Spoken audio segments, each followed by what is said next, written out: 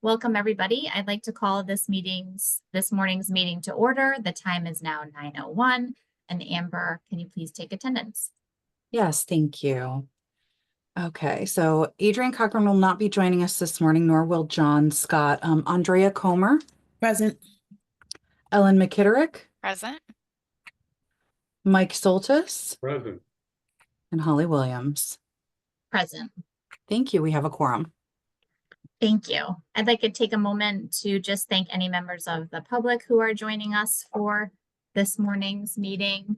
And we have two sets of meeting minutes to approve this morning. So the first one, I would like to ask the committee for review of the November 22nd, 2024 minutes and a call to approve. Move to approve the November minutes. I'll second. Thank you. Thank you. All in favor? Aye. Aye. Any opposed? Thank you. Any abstentions? No? All right, so that motion carries. And then we are also going to do, I'm also going to ask the committee for a review of the December 20th, 2024 minutes. May I have a call to approve? Move to approve. Second. Thank you. All in favor? Aye. Aye. Any opposed? Any abstentions? I'm going to abstain. I believe I was absent for that meeting. Okay, thank you. We will note that. All right, so the motion carries. The fourth order of business is a discussion and vote on the duration and frequency of meetings, which we did discuss when we last met, but didn't vote on it because we didn't have a quorum. I'll just quickly summarize kind of what the consensus was, and then we can open it up to discussion if anybody has anything else they'd like to add to the topic, and then we can vote. Generally, the consensus was to keep the monthly frequency of the meetings because of the topic that we cover, finance, so that we could stay abreast of any issues, be able to have a thoughtful discussion about any emerging trends we were seeing. And so the committee agreed that we would keep the meetings to monthly. If anybody has anything they'd like to share with regards to that, or their feelings have changed, feel free to bring it up now. No discussion. All right, so then may I have a motion to adopt the committee meeting schedule as discussed, which would be monthly, which is the current schedule. And we've agreed upon that today. So moved. Second. Thank you. Thank you all. All in favor? Aye. Aye. Aye. Any opposed? Any abstentions? No? All right. Thank you all. So we will stick with our current schedule for meetings. All right. And now, Dave, you're going to take us through the budget review of spending to date. Yes, thank you, Holly. Good morning, everybody. Morning. Good morning. I will bring up the financials, and then we will discuss the results through December. We can see your screen, Dave. Thank you for the confirmation, Amber. Okay, so for the month of December, our results were a negative $987,000. That was $703,000 better than budget. That variance is higher than it usually is for the month because we had budgeted 3 pay periods and we only had 2 for the month of December.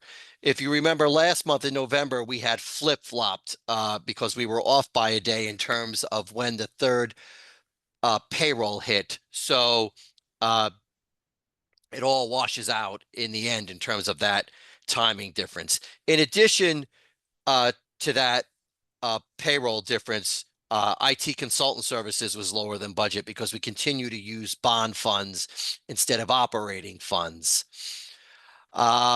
Year to date, our results were $3,584,000. That is a $2.7 million variance Most of our line items continue to be better than budget. We do have a few that are lower than budget.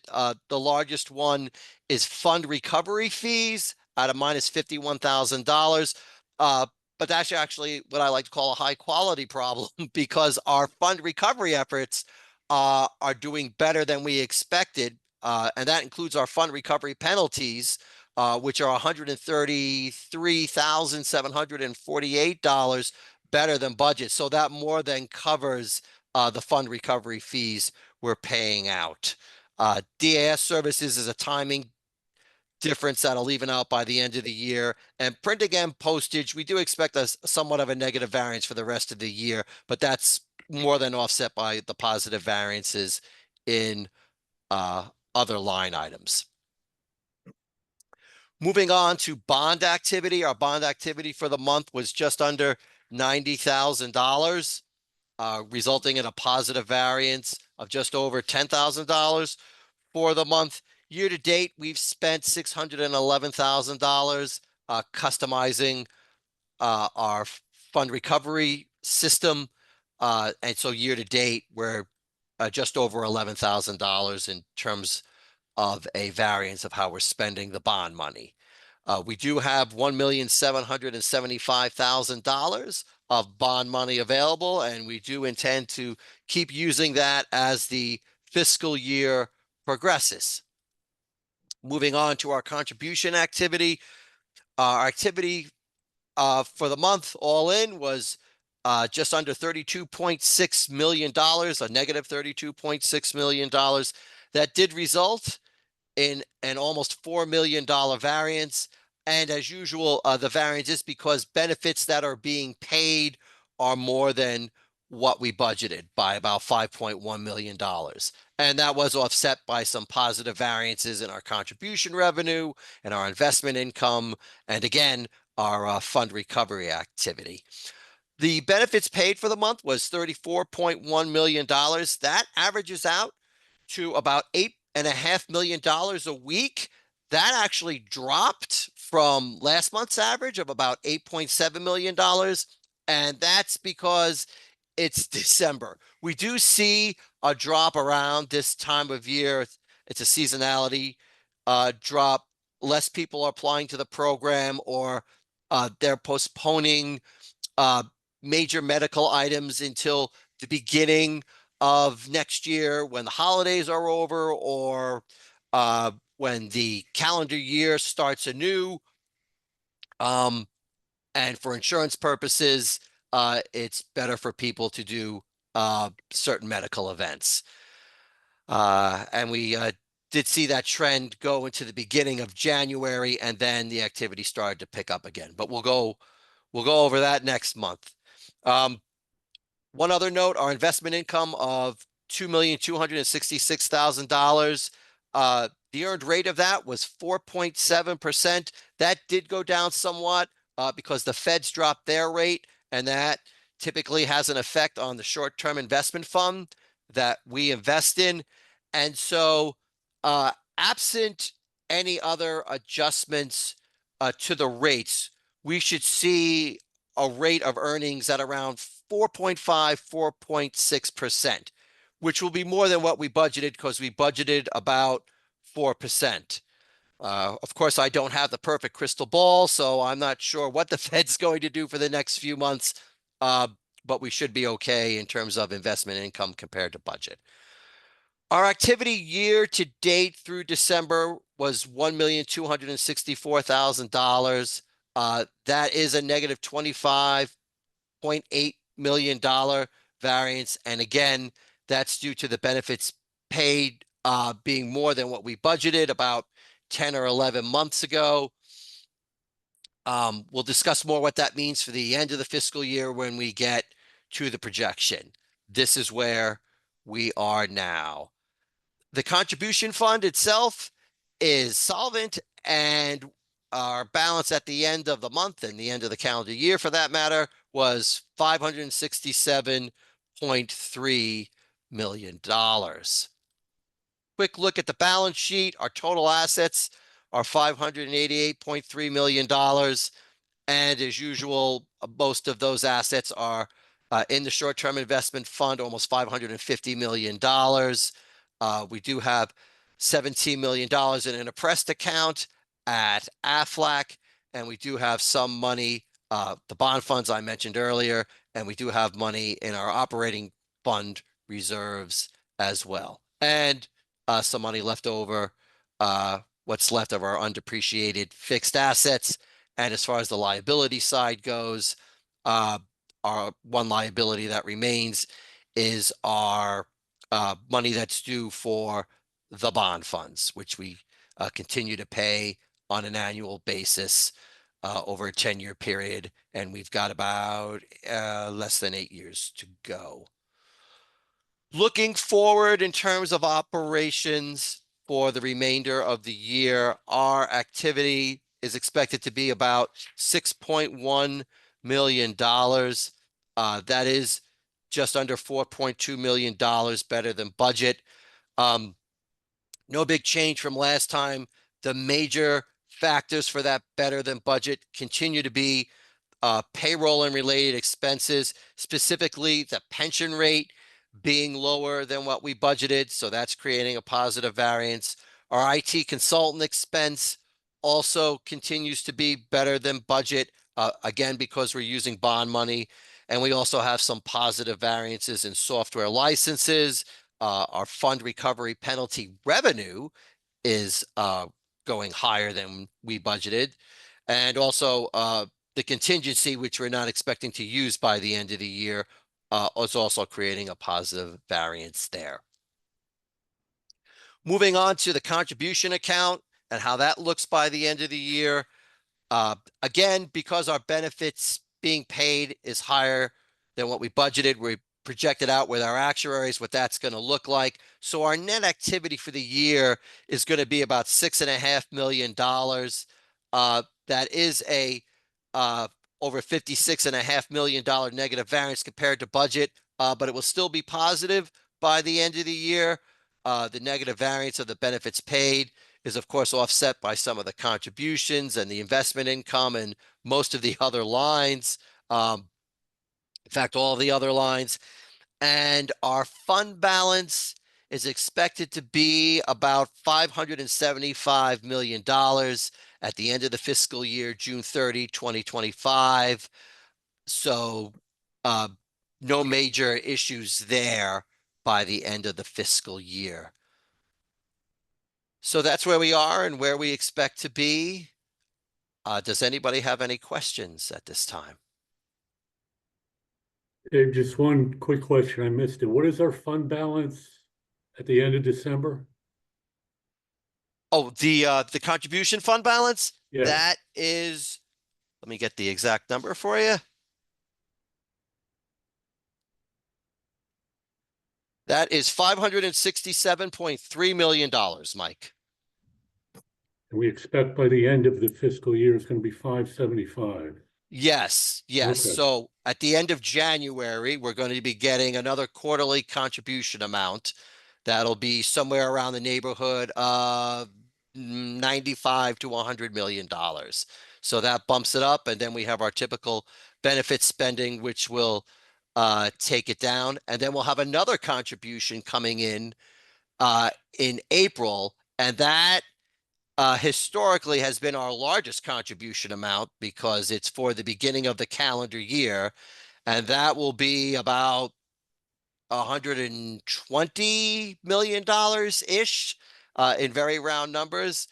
So since that's our largest, that also takes up the amount. So that's how we get from now to here at the end of the fiscal year. And just one last question, and maybe this is just to confirm things. When you redid the projection with the actuaries, that obviously takes into account not only the increase in the minimum wage, but also the anticipated increase in claims filed? Yes, absolutely. All that is taken into account. The minimum wage, because the minimum wage affects not only contributions, but benefits as well. So the increase is taken into account there. And also we look at the benefit trend very closely, as you might imagine, because absent December, that trend has been going up. So when spring comes quarterly and looks at it and updates their projection, that's taken into account for our projection. And so if we need to bump it up, we bump it up. So in another couple of months or so, when Harindra comes back, expect an update to that projection at that time. All right, thank you. You are welcome. Anyone else? Just one really quick question, Yes. Dave. The, I can't call to top of mind what the prior fund balance projection was, but I thought it was over the 600 million mark. Am I correct? So You're there's cor- some downward pressure on the fund balance? You are correct. If you're remembering the spring presentation, you're correct. And that is on an accrual or earned basis. And Okay. so without going into the weeds on that, the biggest difference is that at the end of June, it includes the contributions that were collected in July, but really earned in June. So on Okay. an accrual basis, that's why it's higher. But I'm giving you the cash basis because that's what we present every month. Okay. All right. Thank you. I just needed to understand why the difference, because my head was thinking 600 million. No, you remembered correctly. No worries. All right. So any other questions or concerns? No. All right. I don't see any. All right. So Dave, you're going to give us an update on the actuarial RFP process. Yes. So it is hard to believe, but it has been 3 years, about 3 years since Spring has joined us and has become our actuarial provider. So it is time again for us to put out an RFP because we're required by Connecticut General Statute 3149. I believe it's section H. Erin knows it by heart better than I do. But in any event, we're required to go out for an RFP every 3 years and revisit it. So I just wanted to share with everybody what that looks like in terms of what's happening over the next 3 months.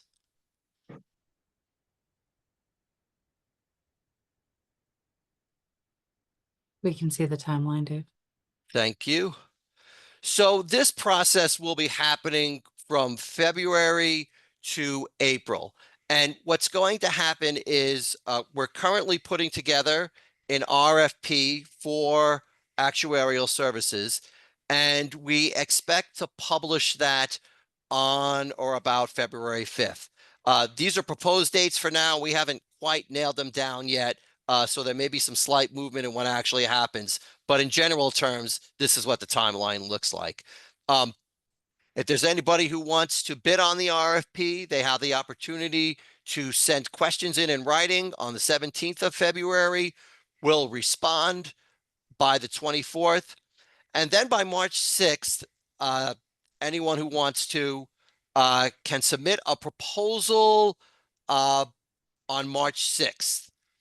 And then our expectation is that we will interview the vendors who submitted a proposal between the 17th and 21st of March. And then by the 24th, there will be a review committee that will score the proposals and the vendor interviews based upon the requirements in the RFP, and we'll have a review session. And then based on that scoring, we'll come up with a vendor that we are going to recommend to you, the Finance Committee, at the March meeting on the 28th. And assuming the Finance Committee agrees with that recommendation, we will go to the board and seek a vote to pass and approve that vendor for doing actuarial work over the next 3 years. And then after that, we'll negotiate a contract with the vendor, and then we'll start working with them soon after that to do the quarterly reports and the annual report and other ad hoc things that we've asked them for over time. So that's high level what we're doing. Does anyone have any questions on the process or on the actuarial RFP in general?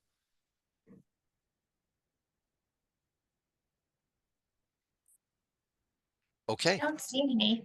All right, And I too, I can't believe it's been 3 years. I know.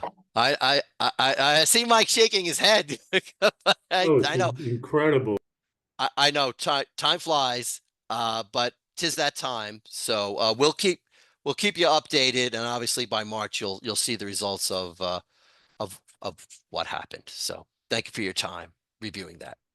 All right, thank you. So, does anybody from the committee have any old business that they would like to discuss? No? Any new business? Nope. All right, so may I have a motion to adjourn? Move to adjourn. Thank you. And a second? Second. Thank you. All in favor? Aye. Aye. Aye. Any opposed? Any abstentions? All right, the motion carries. A short meeting this morning. So the meeting is adjourned at 9:22. I hope everybody has a wonderful rest of their day. Thank Have a you. good weekend, Bye. everyone. Thank Thanks, you. Dave. Have a good weekend.